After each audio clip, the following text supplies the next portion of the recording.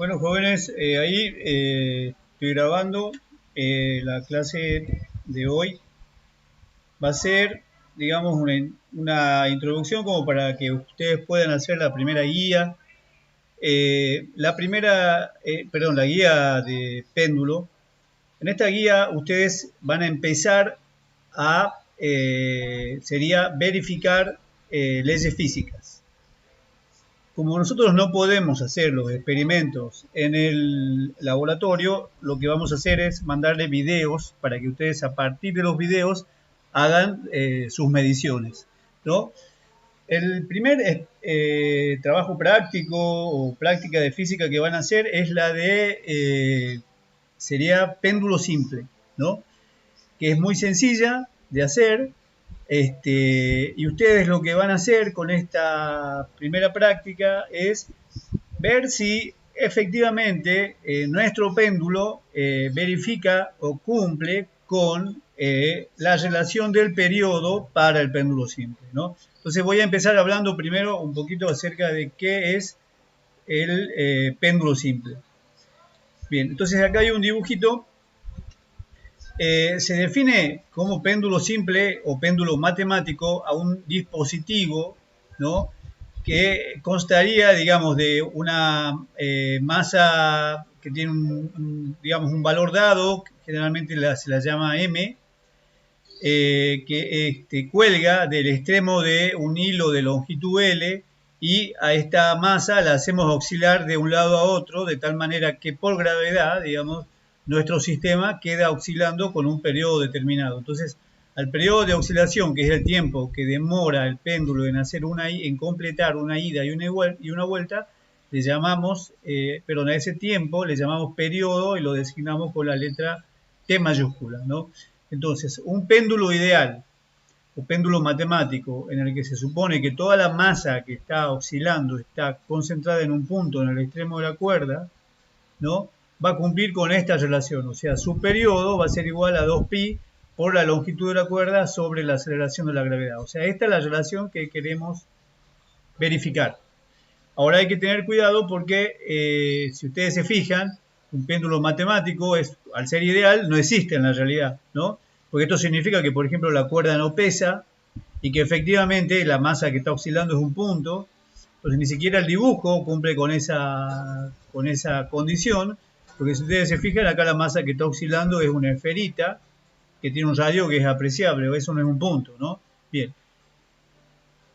Aún así, dentro de nuestros errores de medición, es posible que nuestros péndulos reales cumplan con esta relación, ¿no? Entonces, para ver si nuestros péndulos reales cumplen efectivamente con esta relación, lo que vamos a hacer es utilizar lo que se llama el método gráfico, que es el método que nosotros de ahora en adelante siempre vamos a utilizar para la verificación experimental de las leyes físicas. ¿Cómo vamos a verificar experimentalmente las leyes físicas? A partir de un conjunto de medición, ¿no? Entonces, en este caso yo quiero ver cómo varía el periodo de mi péndulo real con la longitud. Y quiero ver si esa variación efectivamente verifica esta ecuación. Entonces, si ustedes se fijan, ahora les voy a mostrar, digamos, ustedes van a tener una serie de videos. Son estos videos que están acá. Acá no, estos no son los videos estos son, van a tener 10 videos, ¿no? En cada video corresponde a una longitud diferente del péndulo, ¿no? Por ejemplo, el primero es el más cortito. Entonces, si esta longitud es más corta, entonces este periodo de oscilación, o sea, el tiempo que les lleva hacer una ida y una vuelta, es efectivamente más corto, ¿no? Y ahora, en el caso del péndulo más largo, si ustedes se fijan, como esta longitud es mayor, el tiempo, o sea, el periodo de la oscilación también es mayor. Entonces, vamos a ver si esa dependencia entre el periodo y la longitud sigue lo que sería sigue esta ley, ¿no? Bien. Entonces, a partir de los 10 videos, ustedes van a hacer mediciones de periodo, ¿no? Y de longitud. Una vez que tengan esas mediciones, van a construir esta gráfica. Primero van a poner en la primera columna las longitudes medidas, en la segunda columna el error de la longitud, en la tercera columna el tiempo que ustedes han medido. Tienen que acordarse que para medir periodo uno no mide digamos, el tiempo de una sola oscilación, sino que lo que van a hacer es medir el tiempo de 10 oscilaciones, y a ese tiempo de 10 oscilaciones le vamos a llamar T minúscula, ¿no? Entonces, por cada valor de longitud, ustedes van a tener un tiempo que corresponde al tiempo de 10 oscilaciones. Eso va a ir en la tercera columna, y acá en la cuarta columna el error de ese tiempo total, que seguramente va a ser el error de reacción humana, ¿no? Bien. A partir de sus mediciones de tiempo van a determinar el periodo haciendo sencillamente periodo igual a tiempo total dividido en 10, ¿no? Entonces eso iría en la quinta columna, y en la sexta columna el error del periodo, ¿no? Bien, entonces a partir de esta tabla, que lo primero que tienen que hacer, ustedes van a hacer lo que sería su gráfico. En el gráfico van a elegir, van a poner, digamos, en el eje de las abscisas, lo que sería la variable independiente, que es la longitud, y en el eje de las ordenadas, lo que es la variable dependiente, que es el periodo. Entonces, si efectivamente nuestro péndulo verifica esta relación, y yo hago una gráfica de este tipo, que es la primera que ustedes van a hacer, donde acá en el eje vertical pongo el periodo y en el eje horizontal pongo la longitud, lo que van a tener es una parábola que tiene que partir del origen, ¿no? Porque esta sería la forma de la relación funcional, que es del tipo y igual a raíz de x. Ustedes ya la deben conocer, ¿no? Bien. Acá tengo que contarles un poquito cómo se eligen las escalas y cómo se hace una gráfica. Para elegir las escalas, por ejemplo, para elegir la escala de las ordenadas, o sea que en este caso son los periodos, hay que buscar el punto que tiene la mayor ordenada, ¿no? O sea, el que tiene el periodo más grande. Entonces ya hay que ubicar ese valor del periodo más grande cerca del extremo de mi eje de las ordenadas, ¿no? Tengo que hacer lo mismo con las longitudes. Tengo que buscar el punto que tiene la mayor longitud, que correspondería a 50 centímetros, y a ese valor lo tengo que ubicar cerca del extremo de mi eje de las abscisas. De esa forma, si yo ubico el punto más alejado cerca del extremo del eje de las abscisas, de los ejes, digamos, y cerca del extremo del eje de las ordenadas, ahí me he confundido porque estas son las ordenadas y estas son las abscisas, los puntos me van a quedar bien distribuidos en la gráfica, ¿no? Bien. Lo otro que es importante señalar es que acá está indicado en el eje de las ordenadas qué es lo que estoy midiendo. O sea, estoy midiendo el periodo y está medido en segundos, y en el eje de las abscisas estoy midiendo las longitudes y está medido en centímetros. Eso es importante indicarlo en el gráfico. Acá falta dibujar los errores, ¿no? Entonces, para dibujar los errores, tengo que primero tenerlos calculados. Entonces, yo tengo, por un lado, el error en la longitud y por otro lado, el error en el periodo. Entonces, supongamos que he calculado el error para el periodo, ¿no? Y me da que es una décima de segundo para el último punto. Para este punto tengo un error de una décima de segundo.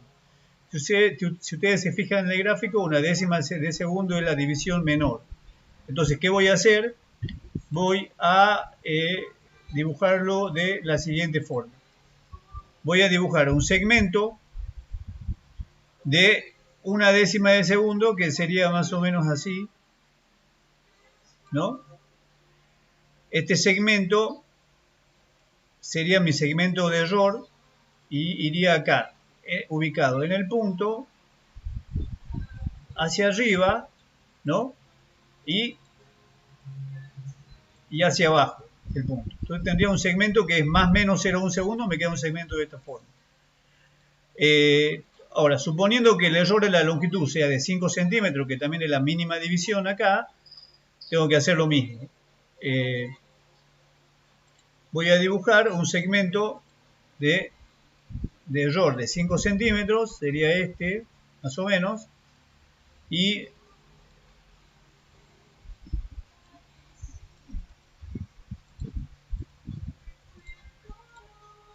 voy a tener entonces por el error en cada punto va a quedar representado, si ustedes se fijan, por una cruz. Aunque mejor que usar una cruz es dibujar un rectángulo, ¿no? Entonces, si yo quiero dibujar un rectángulo que tenga más o menos este tamaño, me va a quedar algo así, ¿no? Entonces, si ustedes se fijan, por cada punto voy a tener un rectángulo de error que va a quedar indicado de esta forma, que significa que debido a la incerteza de medición, en realidad el punto medido puede ser cualquier punto dentro de este rectángulo. Entonces, si por cada punto medido yo tengo un rectángulo como este,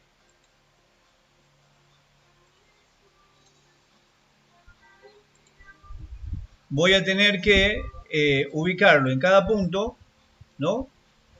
Así de esta forma. Acá voy a tener otro rectángulo de error. Acá voy a tener otro rectángulo de error.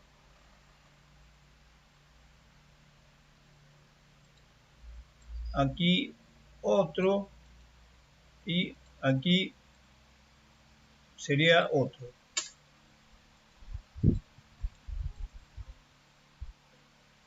¿No? Bien.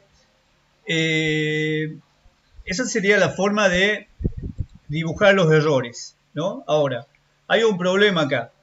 Nosotros en este caso hemos graficado una relación que en el caso de cumplirse tiene que darnos una parábola, ¿no? O sea, una curva. Y el problema de dibujar parábolas o curvas es que todas son muy parecidas y nosotros realmente no sabemos si esta curva corresponde exactamente a una raíz cuadrada o a cualquier otro tipo digamos, de polinomial o, por ejemplo, a una raíz elevada a la 2,2. No podemos saber eso, digamos, a partir de este gráfico, porque en general todas las curvas son parecidas, así que ustedes no van a hacer esto, no van a graficar curvas para verificar leyes, porque es muy difícil hacerlo de esta forma, y lo que vamos a hacer es otra cosa, ¿no? Lo que vamos a hacer es linealizar la relación, ¿no?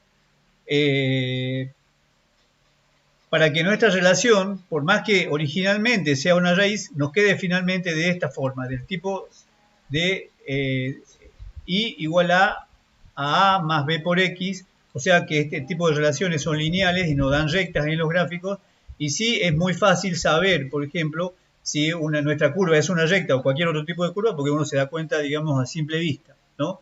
Entonces, para hacer la linealización de nuestra relación, hay que hacer un cambio de variable. Entonces, en el caso específico de la ecuación del periodo de péndulo ideal, lo que vamos a hacer primero es elevar al cuadrado. Si yo elevo al cuadrado, me va a quedar, digamos, los dos miembros de la ecuación, me va a quedar que el periodo al cuadrado es igual a 4pi cuadrado por L sobre G. Acá se ha ido la raíz, ¿no? El siguiente paso va a ser, lo que ustedes van a hacer es llamarle I al periodo al cuadrado, va a quedar así, I igual a 4pi cuadrado sobre G por L. Acá lo que he hecho es agrupar todo lo que es constante y dejar lo que es variable al último, ¿no? Entonces, si a todo lo que es constante le llamamos K, o sea, K sería igual a 4pi cuadrado sobre G, la ecuación finalmente me queda de esta forma, I igual a K por L, que es una recta, ¿no? En este caso es una recta que tendría su ordenada de origen sería igual a 0, ¿no? Entonces, si yo a esto lo grafico, o sea, si yo lo que dibujo es el periodo al cuadrado en el eje de las ordenadas y la longitud en el eje de las abscisas, y mi péndulo efectivamente verifica con esta relación, lo que voy a tener una recta.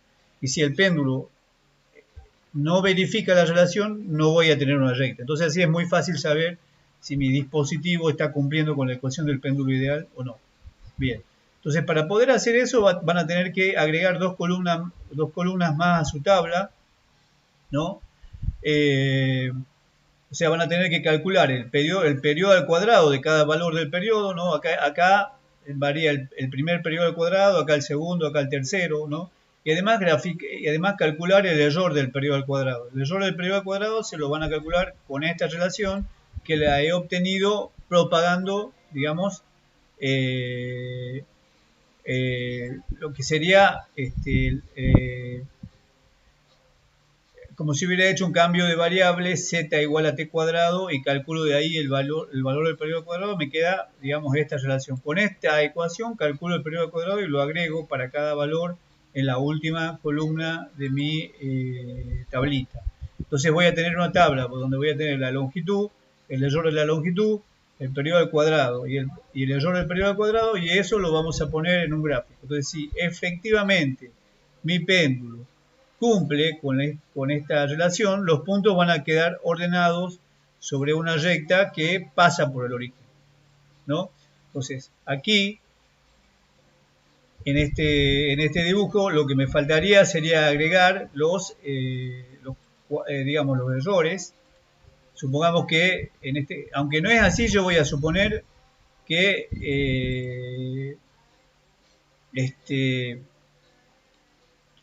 todos los errores son iguales, ¿no? Entonces por cada punto voy a tener un cuadrado de error, sería, ¿no? Esto me va a quedar más o menos así. En el origen voy a agregar otro cuadrado de error que quedaría aquí, ¿no? Y lo que voy a hacer ahora es mandar todo esto al fondo para poder ver el punto medido. Entonces, acuérdense, por cada punto medido yo voy a tener un cuadrado de error de este tipo, ¿no? Entonces, el asunto ahora es cómo determino lo que sería la recta representativa de este conjunto de puntos. Esto lo vamos a hacer primero por ahora a mano. Vamos a trazar una recta, ¿no? Yo como sé que, digamos, que para longitud igual a 0, el periodo de 0, voy a hacer que esta recta pase por el origen, aunque ahora hay que tener en cuenta que el origen no es, digamos, el 0 exacto, digamos, de la gráfica, sino que el origen estaría representado por este cuadrado de error, ¿no? Entonces yo voy a hacer que más o menos mi recta parta de acá. El primer criterio que voy a seguir es que primero que toque todos los cuadrados de error, después voy a tratar de tocar todos los puntos si es que puedo, ¿no? Parece que sí puedo, ¿no? Y me queda un último criterio más para definir cuál es mi recta, ¿no? La voy a hacer un poquito más gruesa. Me queda así, ¿no? El último criterio que me faltaba decirles es que a ojo tiene que quedar balanceada en el sentido de que si yo sumo a ojo, más o menos, la superficie de error que me queda del lado de abajo de la recta, tiene que ser más o menos igual a la superficie de error que me queda del lado de arriba de la recta. Y ahí más o menos está balanceada. Si yo, por ejemplo, lo hubiera puesto ahí, eso no estaría bien. Si lo hubiera puesto aquí, eso tampoco estaría bien. Ahí, por ejemplo, tampoco. Es mucho mejor y queda mejor, más balanceada, una cosa de a ver, más o menos, sí, de este tipo. Bien, entonces ahí tengo yo la recta representativa del conjunto de puntos. Si he podido trazar una recta representativa que toca a la mayoría de los puntos y los errores quedan más o menos balanceados, quiere decir que efectivamente mi péndulo cumple con la relación del péndulo ideal. Acuérdense, ese es el criterio. Si se puede trazar una recta que sea representativa del conjunto de puntos y no hay, por ejemplo, un par de puntos que quedan muy alejados de la recta, ¿no? Este punto, por ejemplo, podría estar acá arriba o acá abajo, o este otro podría estar acá arriba o acá abajo, o estos puntos podrían ir acostándose de tal manera que se van alejando de la recta. Si no me pasa eso y yo puedo dibujar una recta que representa bien el conjunto de puntos, entonces puedo decir que efectivamente mi péndulo verifica la ecuación del péndulo ideal. O sea, estoy verificando que el péndulo cumple con esta ley física expresada matemáticamente por medio de esta ecuación que está acá, ¿no? Bien, entonces, una vez que he verificado esa ley, que es el primer paso, lo que voy a hacer ahora es lo que van a hacer ustedes es tratar de determinar la aceleración de la gravedad a partir de sus mediciones. Entonces, para determinar la aceleración de la gravedad, lo que vamos a hacer primero es determinar la pendiente de la recta, ¿no? La pendiente es lo que más nos va a importar por ahora. La ordenada al origen la vamos a dejar para después. Bien, ¿cómo determinamos la pendiente? Para determinar la pendiente vamos a usar esta ecuación. Esta ecuación nos dice que la pendiente de una recta es la diferencia de las ordenadas sobre la diferencia de las abscisas. Ustedes ya lo deben saber hacer a esto, ¿no? Para hacer este cálculo yo lo que voy a hacer es elegir dos puntos sobre la recta que no tienen que ser puntos medidos, ¿no? Y además estos dos puntos tienen que estar alejados entre sí. Entonces, por ejemplo, ¿qué vamos a hacer? Voy a elegir este punto, ¿no? No.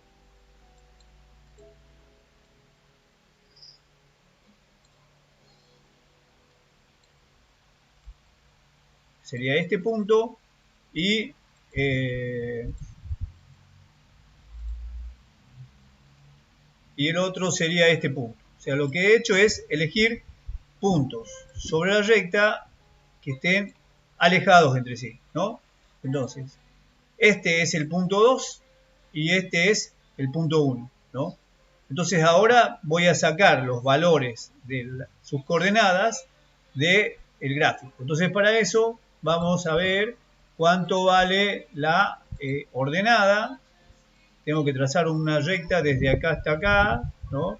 Y la ordenada vale más o menos, estaría cerca de 2.2, ¿no?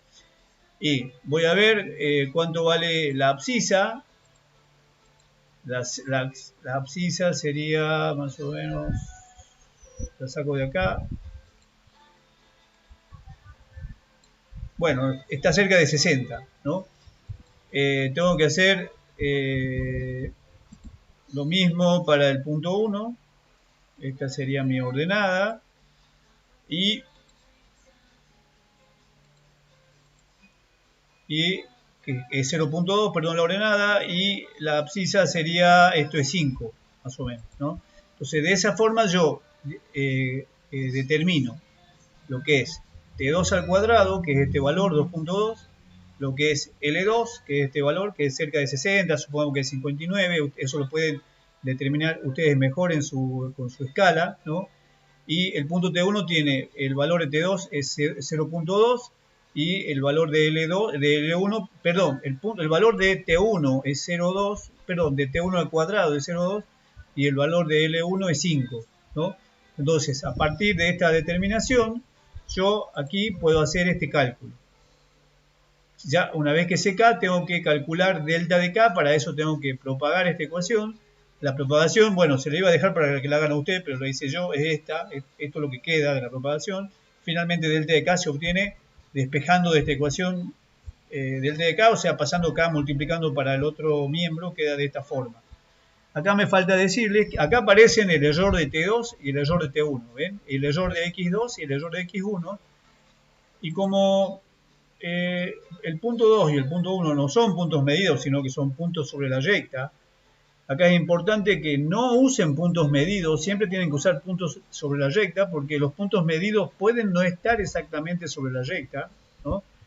Pero igual, el error en T2 de este punto que yo he elegido va a ser el error correspondiente al punto medido más cercano. Lo mismo que el error X2. El error X2 del punto que yo he elegido va a ser el error de X2 del punto medido más cercano. Y lo mismo con el punto 1. Sus errores van a corresponder al punto medido más cercano, que sería este, ¿no? Bien. Entonces, de esa forma calculo el error de la pendiente y tengo finalmente el valor acotado de la pendiente. Entonces, para calcular G, que es lo último que me falta hacer, tengo que acordarme que K es igual a 4pi cuadrado sobre G, de acá despejo G, ¿no? A este valor de K ya lo tengo, entonces con esto ya calculo G, puedo calcular el error de G propagando esta ecuación, si yo propago me va a quedar que delta de g sobre g es igual a delta de 4 sobre 4 más 2 delta de pi sobre pi más delta perdón, estoy propagando esta ecuación más delta de k sobre k, ¿no? Como en 4 no hay error, lo desprecio, como en pi tampoco hay error, lo desprecio y me queda finalmente así. Esta es la forma, la ecuación con la que puedo calcular delta de g y de esa forma termino finalmente el cálculo, ¿no?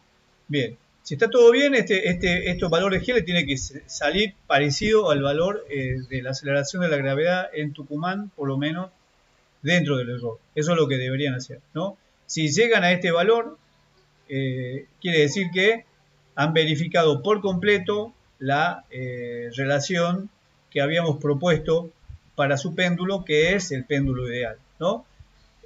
Ahora, ¿por qué hemos podido hacer eso?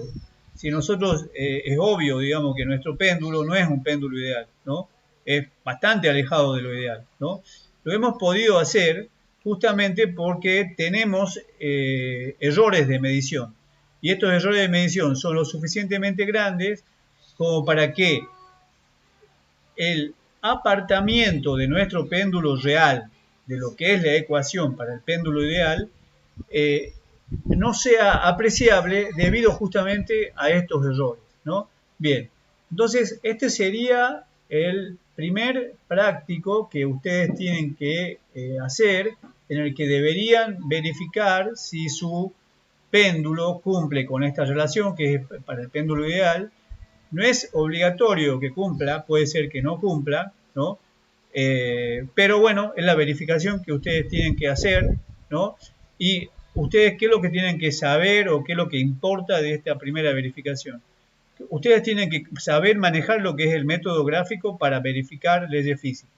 Entonces tienen que saber que si la variable que ustedes no van a verificar no sigue una relación lineal, como es en este caso, la van a tener que linealizar, ¿no? Haciendo este tipo de operaciones que hemos hecho en este ejemplo, ¿no?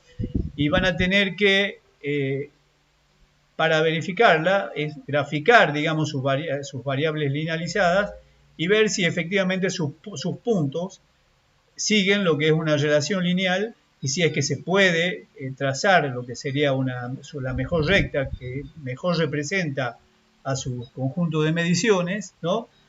Si se puede hacer eso, entonces su experimento está verificando la ley física que le proponemos, ¿no? Confirmar, y a partir de esta gráfica, de esta recta, hay que obtener, digamos, información, o sea, valores de parámetros, que en este caso es la aceleración de la gravedad, y si por último la aceleración de la gravedad o el parámetro cumple o está dentro del valor esperado, ustedes ahí finalmente han terminado con